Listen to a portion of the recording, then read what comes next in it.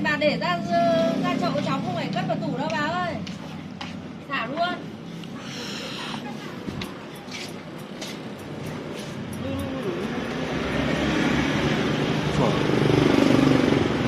Thôi đi ngay nhá. Con một Tố ơi, lấy một chai rượu cho chú này đi con. Một chai rượu.